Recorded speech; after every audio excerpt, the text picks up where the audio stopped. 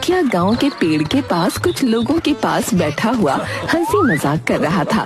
तभी वहाँ पर एक साधु आकर मुखिया से बोला, और सुनाओ गांव के मुखिया, अरे क्या हाल चाल बा? अरे तोहरा दिमाग तो ठीक बा साधु, है न जान न पहचान। मेरा स्वभाव ही कुछ ऐसा है, मुझे बहुत तेजी से भूख लगी है। अरे तो हम क्या करें, तुम क्या करो? अरे या तो मुझे पैसे दो या फिर कुछ खाने को दो। मुखिया बहुत बुरा सा मुंह बनाता हुआ साधु की ओर देखकर बोला, अरे तेरे बाप का मेरे ऊपर कर्जा है क्या? हैं? मैं अपने गांव में भिखारी का आना वैसे भी पसंद नहीं करता। अरे तुझे इस तरह से किसी का अपमान करने का कोई अधिकार नहीं है मुखिया। अरे तो तू क्या उखाड़ लेगा? हैं? तू सीधी तरह से यहाँ से निकल जा, नहीं तो धक्के देकर बाहर निकाल दूंगा। साधु गुस्से में वो गांव छोड़कर चला गया और एक जंगल में बैठकर गुस्से से बोला,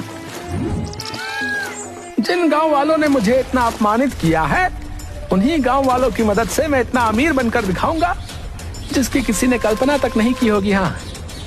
इधर गेंदा सेठ अपने घर पर बैठा हुआ अपनी पत्नी से बोला, मुझे बहुत तेजी से भूख लगी है।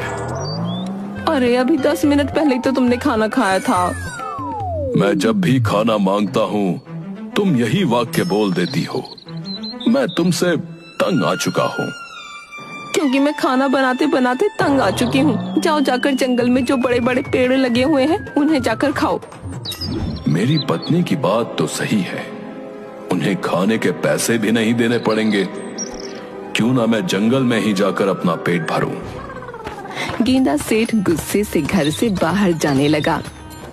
अरे कहाँ जा रहे हो? जंगल में, अब से मैं वहीं रहूंगा। हाँ हाँ जाओ, तुम्हारे जैसे वनमानुष के लिए जंगल ही बना है। गेंदा सेठ जंगल की ओर निकल गया। इधर शर्मीली पागलों की तरह अपने पति पुट्ठा को गांव में ढूंढती फिर रही थी। तभी अचानक शर्मीली की नजर गांव के मुखिया पर पड़ी। शर्मीली दौड़ती हुई मुखिया के पास जाकर बोली, मुखिया जी, क्या आपने मेरे पति को देखा है? अरे शर्मीली, सारा गांव जब रोज सुबह सोकर उठता है ना, तो ईश्वर से यही प्रार्थना करता है कि वो तुम्हारे पति को ना देखे, समझी? बकवास मत कीजिए मुखिया जी, मेरा दिल बैठा जा रहा है। वो सुबह से घर नहीं लौटे। अरे तो जल्दी जाओ, जाकर गांव और घर में उस भुलक्कड़ को तलाश करो शर्मीली। गांव का